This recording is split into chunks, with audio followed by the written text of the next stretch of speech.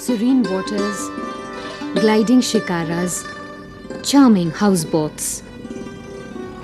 Srinagar has remained a popular destination for long. No other corner of the world has more widely been described by such a singular honor. Paradise on earth. Dancing reflection of heavens and mountains, the magical beauty of rivers and lakes has captivated people from the world over. Set in the lap of Himalayas, this is the Valley of Kashmir. A houseboat with a picture postcard view.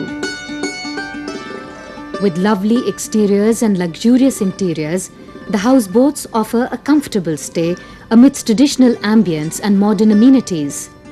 However, such living has proved unhealthy for the lake. For long, these floating houses have been dumping human waste and kitchen refuse straight into the water. With rising tourism, the number of houseboats has also gone up alarmingly, and so has the pollution. Today, a significant portion of all pollutants come from the houseboats. For the houseboat owners and others living around the lakeshore, Dal has a life-supporting role. Its water is used for washing, cleaning and other domestic chores. And the detergents, raw waste and untreated sewage find a natural outlet in the lake. Medical surveys in the region have confirmed the serious health hazard arising from such pollution. Not surprising in the absence of sanitary facilities and sewage system. A particularly interesting phenomenon is the spread of floating gardens in Dal.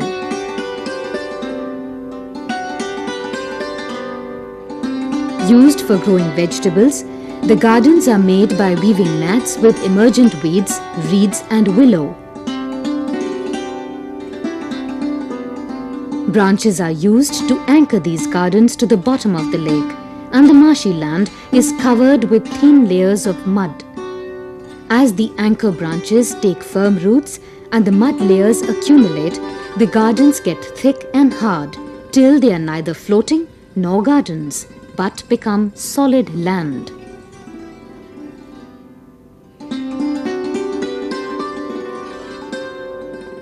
Large peripheral areas of Dal have been reclaimed by such floating gardens and marshes or converted into land. About 4 square kilometers have been lost to such gardens which dot the surface of Dal.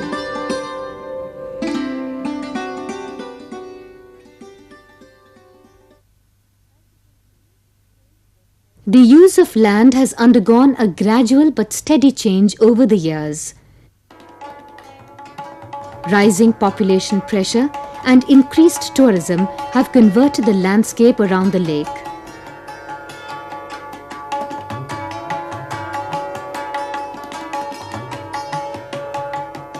Houses, offices and hotels. Rapid and unplanned growth without supporting sewage and waste management has spelt disaster. The gushing flow of effluents continues to change the color of the water.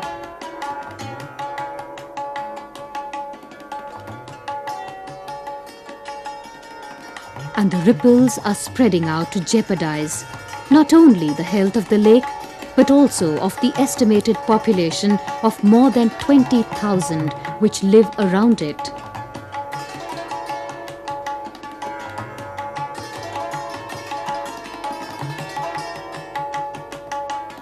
There is little disagreement that the most serious threat to the Dal has come from nutrient loading. That is, dumping of dirt and refuse which comes from the surrounding houses, boats and hotels.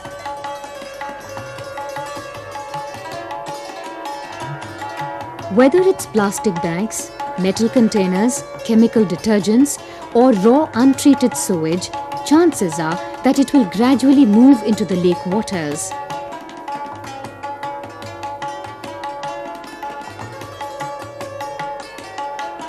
a truly deplorable abuse of a natural ecosystem.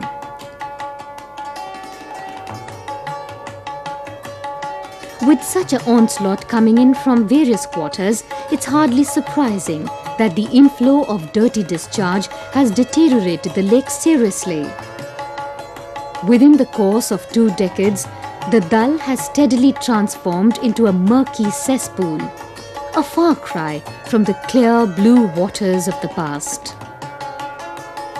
The serenity on the surface of the lake belies the turbulence going on inside.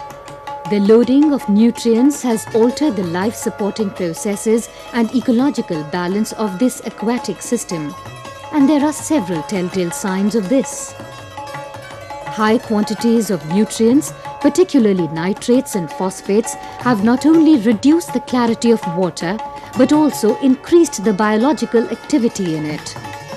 The lake has been smothered by the explosive growth of weeds, a big nuisance, since its removal by the local people as fertilizer also adds to murkiness of the water.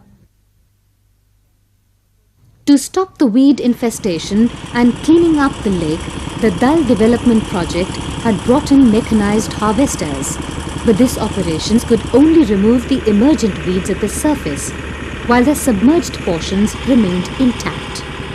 This may lead to more vigorous growth of weeds. Rapid increase in nutrient levels have also stimulated the spread of red algae, which on decomposition reduce the oxygen levels seriously. This may be one of the reasons behind the disappearance of fish species like Schizothorax, Botia and Orenes, a direct impact on life forms of the lake.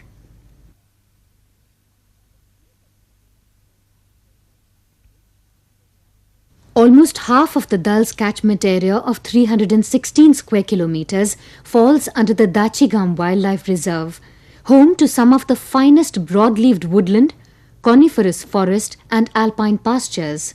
However, the same cannot be said about other areas. Numerous agricultural fields have come about after clearing the green cover. Not all agriculture is practiced as terraced cultivation, which contains the movement of soil. Illegal encroachment for habitation and uncontrolled grazing have also quickened the pace of soil erosion in these areas. From the barren mountains and upland areas, soil and silt is washed down in seasonal torrents. This runoff is brought down by brooks and rivulets and lodged in the heart of the Dal.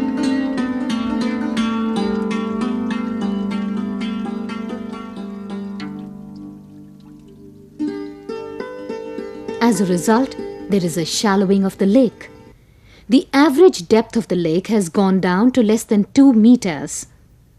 Siltation is not only shallowing the Dal, but also reducing its size. The area of the lake has dropped from more than 20 square kilometers to about 10, a drop of more than 50%. There is little doubt that Dal is being swallowed by increased siltage from the catchment.